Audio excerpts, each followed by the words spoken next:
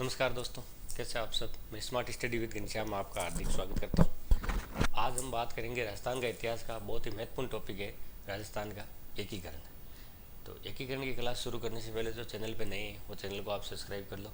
उसके बाद आज की क्लास शुरू करते हैं समय ना गवाते हुए। एकीकरण की सबसे पहले भूमिका बता देते हैं। राजस्थान का एकीकरण जब देश आज़ाद हो चुका था, देश आज़ाद होने के बाद राजस्थान अनेक रियासतों में बंटा हुआ था। तो राजस्थान में कुल 19 रियासतें और कुल 3 ठिकाने थे।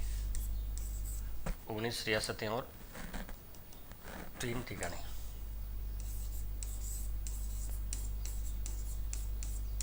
ये पूछा भी गया है कितने रियासतें थी और कितने ठिकाने थे। ठिकाने 3 थे, नीम, राणा, कुशलगढ़ और लावा। उसके हम आगे बात करेंगे। 19 रियासतें और 3 ठिकाने, इन सबको मिला के जो पूरा बनाया गया वो बना राजस्थान। जो भी वर्तमान स्वरूप में है ना, वो है राजस्थान। उससे पहले कुल 7 चरणों में ये पूरा हुआ था एकीकरण। ये बना 1 नवंबर 1956 को। इसी के साथ ही राज्यपाल का पद सर्जित कर दिया गया और राजप्रमुख का पद तो समाप्त कर दिया गया। तो इसकी हम विस्तार से चर्चा करते हैं। तो आज की क्लास शुरू करते हैं राजस्थान के एकीकरण।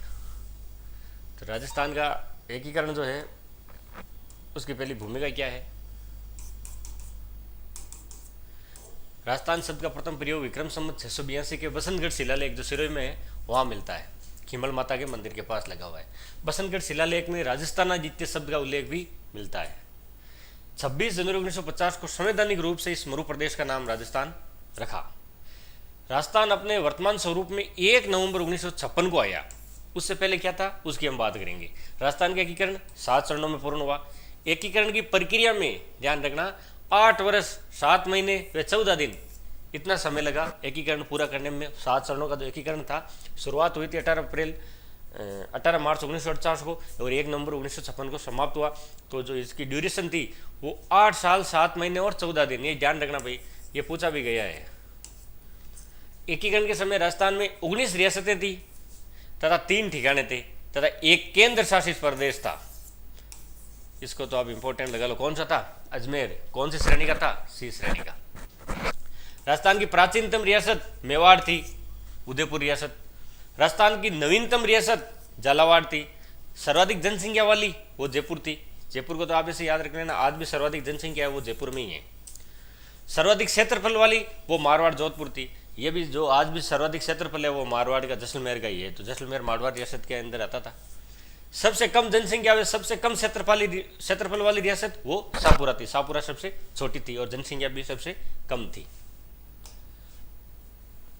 स्वतंत्रता अधिनियम 1947 की धारा 8 के तहत भारत की सभी रियासतों के ब्रिटिश प्रभु सत्ता समाप्त हो गई। देश आजाद हो गया। देशी रियासतों का यह अधिकार सुरक्षित रखा गया कि वे या तो भारत संघ में मिले या पाकिस्तान में मिले अथवा स्वयं का स्वतंत्र अस्तित्व बनाए रखे। भाई देश से आजाद हो गया।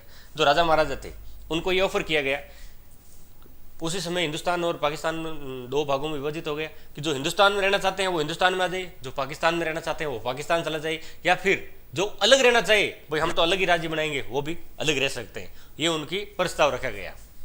देशी रियासतों की समस्या हल करने के लिए लौह पुरुष सरदार वल्लभ भाई पटेल जिन्होंने भारत का एकीकरण किया था। कुल 562 रियासतें थी जिनमें राजस्थान में 19, 3, 22 थी। पटेल के नेतृत्व में रियासती विभाग का गठन 5 जुलाई 1947 को किया गया था। कई बार पूछा गया रियासती विभाग का गठन कब किया गया? 5 जुलाई 1947। नेतृत्व सरदार वल्लभ भाई पटेल, सचिव वीपी मेनन थे। इस विभाग का सचिव वीपी मेनन को बनाया गया। रियासती विलय पत्र पर हस्ताक्षर करने वाली प्रथम रियासत बीकानेर थी, जिसके महाराजा कौन थे? शार्दुल सिंह। पता है सबसे पहले बीकानेर ने हस्ताक्षर क्यों किए? बीकानेर के राजा ने यह शर्त रखी थी कि हमें यहाँ राजस्थान नहर दी जाए। जो भी वर्तमान में इंदिरा गांधी नहर है ना, वो उस हिसाब से उन्होंने हामी भर दी। और हामी भरने के बाद सबसे पहले रियासत एकीकरण में शामिल हुई। हस्ताक्षर विलय पत्र पर साइन किए। साइन करने के इसका फायदा इन्हें बीकानेर को क्षेत्र को इसलिए मिला कि वहाँ पे सबसे पहले नहर शुरू करवा दी गई। बीकानेर जो पश्चिमी सूखा इलाका था वहाँ पे नहर आ गई। इसी शर्त पे इन्होंने विलय पत्र पर हस्ताक्षर किए थे। रियासती विलय पत्र पर हस्ताक्षर करने वाली अंतिम रियासत धौलपुर थी। उसके शासक कौन थे उस समय? उदयपान सिंह। ये शार्दुल सिंह वही है जो महाराजा गंगा सिंह के पुत्र थे। गंगा सिंह जिन्हें आधुनिक राजस्थान का भागीरथ कहा जाता है, पानी लेके आए थे। धौलपुर के शासक उदयपान सिंह ने 14 अगस्त 1947 को रियासती विलय पत्र पर हस्ताक्षर कर दिए गए थे। सबसे पहली बीकानेर, सबसे अंतिम धौलपुर। बीकानेर के शासक शार्दुल सिंह, धौलपुर के उदयपान सिंह। एकीकरण के समय राजस्थान में 3 ठिकाने थे, नीमराणा अलवर में, कुशलगढ़ बांसवाड़ा में, लावा जयपुर में। क्षेत्रफल की दृष्टि से सबसे बड़ा ठिकाना कुशलगढ़, इसको आप ऐसे याद रख सकते हो। नीमराणा 4, कुशलगढ़ 5, लावा 2। ये 2, 5, 4 क्या है? ये अक्षरों की संख्या, कितने अक्षरों से मिलकर शब्द बना है। तो सबसे बड़ा कौन सा है? कुशलगढ़। तो क्षेत्रफल के हिसाब से सबसे बड़ा कुशलगढ़ था। राजस्थान में एकीकरण के समय एकमात्र केंद्र शासित प्रदेश था अजमेर मेरवाड़ा, और ये अजमेर मेरवाड़ा सी श्रेणी का राज्य था, जिसके प्रथम मुख्यमंत्री थे हरिभाऊ उपाध्याय, हरिभाऊ। अब शुरुआत करते हैं राजस्थान के एकीकरण के प्रथम चरण की। प्रथम चरण का नाम क्या था? मत्स्य संघ। कब हुआ? 18 मार्च 1948 को। रियासतें कौन थी? ABCD, ABCD 4 रियासतें शामिल हुई थी। अलवर, भरतपुर, करौली और धौलपुर। भौगोलिक, जाति व आर्थिक दृष्टिकोण से समानता होने के कारण इन राज्यों का एक संघ बना। ये आसपास ही थे चारों ओर, इसलिए तथा इनके अंदर नीमराणा ठिकाने को भी मिलाकर मत्स्य संघ का निर्माण किया गया। मत्स्य संघ में कौन कौन सी थी? A, B, C और D, और एक नीमराणा ठिकाना। राजधानी कौन सी थी? अलवर। राज प्रमुख का पद किसे दिया गया था? उदयपान सिंह, ये उस समय के शासक थे धौलपुर के। उप राज प्रमुख गणेश पाल देव, ये करौली के थे। प्रधानमंत्री शोभाराम कुमौत, ये अलवर प्रजामंडल के नेता थे। उप प्रधानमंत्री युगल किशोर चतुर्वेदी, जिसे दूसरा जवाहरलाल नेहरू भी कहते हैं, वे गोपीलाल गहलोत। इस संघ का नाम मत्स्य संघ रखने की सिफारिश KM मुंशी ने की थी भाई। उद्घाटन नरहरि विष्णु गौडगिल या NH गौडगिल, इसको आप NV गौडगिल भी कह सकते हैं। इस संघ का उद्घाटन लोहागढ़ दुर्ग, जो भरतपुर में पड़ता है, 18 मार्च 1949 को किया गया। यह लोहागढ़ दुर्ग वही है जिस पर लॉर्ड लेक ने 5 बार चढ़ाई की थी, लेकिन 5 बार भी असफल हो गया था। भरतपुर में इसका उद्घाटन किया गया मत्स्य संघ का। यह तथ्य उल्लेखनीय है कि इस संघ का उद्घाटन 17 मार्च 1948 को होना था, लेकिन भरतपुर शासक के छोटे भाई देशराज ने इसे जाट विरोधी बताया तथा इसका विरोध किया। अंत जाटों का एक प्रतिनिधि संघ में शामिल किया और उद्घाटन 18 मार्च को किया गया, एक दिन बाद में हो गया। अब शुरुआत होती है दूसरे चरण की। इसका नाम क्या था? राजस्थान संघ या पूर्व राजस्थान। ये नाम ध्यान रखना भाई, कंफ्यूजन हो जाओगे। ये कब शुरुआत हुई? 25 मार्च 1949 को। इस रियासत में 9 रियासतें तथा एक ठिकाने को शामिल किया गया था। 9 1 बराबर 10। एक हो गई प्रथम चरण में मत्स्य संघ में, और एक हो गया राजस्थान संघ में। रियासतें कौन सी थी? बांसवाड़ा, डूंगरपुर, प्रतापगढ़, शाहपुरा, किशनगढ़, टोंक, बूंदी, झालावाड़, कोटा तथा एक कुशलगढ़ ठिकाना। राजधानी कोटा। राज प्रमुख महाराव भीम सिंह, उप राज प्रमुख महाराव बहादुर सिंह, ये बूंदी के थे। कनिष्ठ उप राज प्रमुख महाराव लक्ष्मण सिंह, ये डूंगरपुर के थे। प्रधानमंत्री गोकुल लाल असावा। उद्घाटन, इनका भी उद्घाटन NV गौडगिल, नरहरि विष्णु गौडगिल द्वारा 25 मार्च 1949 को कोटा के दुर्ग में किया गया। पहले वाला भरतपुर के दुर्ग में, दूसरे वाला कोटा के दुर्ग में। इसमें रियासतें कितनी थी? 9 + 1 10, और उसमें भी 4 + 1 5। बांसवाड़ा के शासक थे चंद्रवीर सिंह ने एकीकरण के विलय पत्र पर हस्ताक्षर करते समय कहा था कि मैं अपने डेथ वारंट पे हस्ताक्षर कर रहा हूं। डेथ वारंट पे हस्ताक्षर कर रहा हूं। अब शुरुआत होता है तीसरा चरण। इसका नाम क्या था? इसका संयुक्त राजस्थान था। यह कब हुआ? 18 अप्रैल 1948 को। तीसरे चरण के अंतर्गत राजस्थान संघ के अंदर उदयपुर को मिला दिया गया और इसे संयुक्त राजस्थान नाम दिया गया। राजधानी उदयपुर। राज प्रमुख भोपाल सिंह मेवाड़। उप राज प्रमुख महाराव भीम सिंह कोटा के। प्रधानमंत्री माणिक्यलाल वर्मा। उद्घाटन, संयुक्त राजस्थान का उद्घाटन पंडित नेहरू द्वारा 18 अप्रैल 1948 को कोटा के दुर्ग में किया गया। ध्यान रखना, तीसरे चरण का उद्घाटन भी कोटा में दुर्ग में किया गया, लेकिन रियासतें कौन सी मिली? वो एक ही मिली थी, वो थी उदयपुर।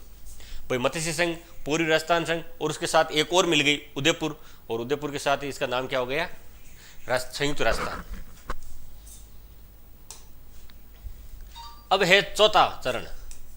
वैसे तो इंपॉर्टेंट चरण 4 ही है, मैं बताऊं, उसके बाद चरण वही नहीं। उसके बाद में आपको याद रखने की जरूरत नहीं होती, छोटे चरण है, 1-2 लाइनों के चरण है।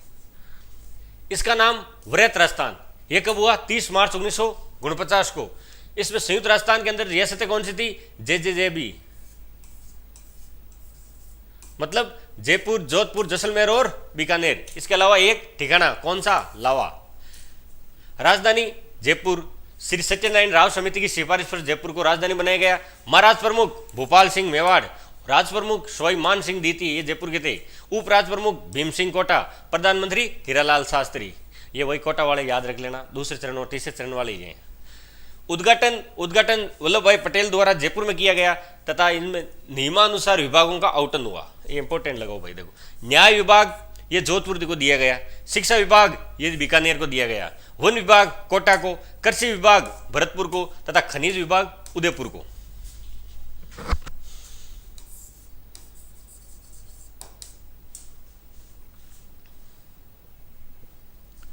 अब होता है पांचवा चरण, इसका नाम क्या है? संयुक्त व्रत राजस्थान। 15 मई 1949 को हुआ। मत्स्य संघ को मिलाकर संयुक्त व्रत राजस्थान का निर्माण किया गया। भाई पहले मत्स्य संघ था, उसके बाद एक और संयुक्त राजस्थान में मिला लिया गया और नाम राजधानी रखी जयपुर। महाराज प्रमुख भोपाल सिंह मेवाड़, ये वही है, बाकी तो राज प्रमुख मान सिंह दीती, उपराज प्रमुख भीम सिंह कोटा, प्रधानमंत्री हीरालाल शास्त्री।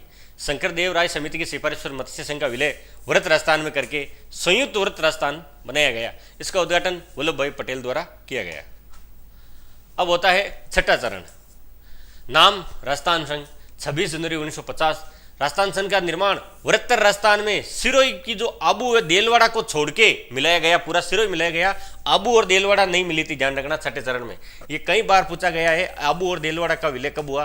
तो आबू और देलवाड़ा का विलय 7वें चरण में हुआ था, छठे में नहीं हुआ था। सिरोही का विलय है वो छठे चरण में हो गया था, आबू और देलवाड़ा को छोड़ करके। राजधानी जयपुर। महाराज भोपाल सिंह, राज प्रमुख मान सिंह दीती, उपराज प्रमुख भीम सिंह कोटा, प्रधानमंत्री हीरालाल शास्त्री, ये वही है, बाकी रिपीट हो रहे हैं, एक एक रियासत को मिलाया जा रहा है। 26 जनवरी 1950 को राजस्थान को 20 श्रेणी में शामिल किया गया। सिरोही के हाथल गांव निवासी थे गोकुल भाई भट्ट, इनके प्रयासों से सिरोही राजस्थान में शामिल किया गया, लेकिन आबू और देलवाड़ा को गुजरात में शामिल कर दिया गया। इसके पीछे एक कहानी है। भाई आबू और देलवाड़ा गुजरात में जाता है तो राजस्थान के पास फिर बचता क्या है? भाई धोरे के अलावा क्या रहेगा फिर? तो इन्होंने कहा हमें भी तो कुछ दो, हरियाली। तो उसके बाद गोकुल भाई भट्ट के प्रयासों से आबू और देलवाड़ा को राजस्थान में मिला दिया गया, लेकिन वो 7वें चरण में मिलाया गया था, छठे में नहीं मिलाया गया था। अब शुरुआत होता है 7वां चरण, नाम वर्तमान राजस्थान। 1 नवंबर 1956 को राजधानी जयपुर। सिफारिश राज्य पुनर्गठन आयोग की सिफारिश पर अजमेर मेरवाड़ा व आबू देलवाड़ा जो सिरोही में पड़ता है वे सुनेल टप्पा को वर्तमान राजस्थान में शामिल कर दिया गया। वहीं राजस्थान के झालावाड़ का सिरोन क्षेत्र मध्य प्रदेश में मिला दिया गया। कौन कौन से मिले 7वें चरण में? अब जो बाकी पीछे बच गए थे, एक तो आबू देलवाड़ा, एक अजमेर, एक सुनेल टप्पा और एक मध्य झालावाड़ का क्षेत्र था सिरोंज, वो मध्य प्रदेश को दे दिया गया, वो राजस्थान से चला गया था। इस अधिनियम के द्वारा राज प्रमुख का पद समाप्त कर दिया गया था। राज प्रमुख थे भोपाल सिंह जी, उनके पद को समाप्त कर दिया तथा राज्यपाल का पद का सृजन कर दिया गया, राज्यपाल का पद बना दिया गया उसके स्थान पे, राज प्रमुख के स्थान पे। तथा राज्यों की श्रेणी ए व बी तथा सी को भी समाप्त कर दिया गया। अब कोई राजस्थान की श्रेणियां नहीं थी। पहले राजस्थान किस श्रेणी का राज्य था? बी श्रेणी का, लेकिन अजमेर मेरवाड़ा था वो सी श्रेणी का था, इसमें कंफ्यूज मत होना।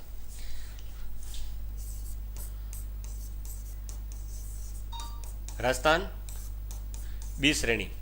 अजमेर मेरवाड़ा ये केंद्र शासित प्रदेश था, जैसे अभी वर्तमान में दिल्ली पौंडीचेरी है ना, वैसे ही अजमेर केंद्र शासित प्रदेश था, वहां पे सीधा अंग्रेजों का अधिकार था, ये सी श्रेणी का था। ठीक है। अब इस एकीकरण में कुछ खास है नहीं, ये छोटे छोटे टॉपिक है, मतलब एक पन्ने में पूरा कंप्लीट हो जाता है वैसे समरी करे तो, लेकिन क्या है कि कोई आरएस की मेंस की भी तैयारी करता है तो उनके हिसाब से ये सारा लिखना पड़ता है। तो एकीकरण की क्लास तो समाप्त हो गई। राजस्थान हिस्ट्री में अभी 1-2 टॉपिक और बचे, वो भी बहुत जल्दी कंप्लीट हो जाएंगे आपके। आप तो बस चैनल पे यूँ ही बने रहें। अगर वीडियो अच्छा लगा हो तो लाइक शेयर एंड सब्सक्राइब जरूर कीजिए। जय हिंद, जय भारत, जय जय राजस्थान। नमस्कार।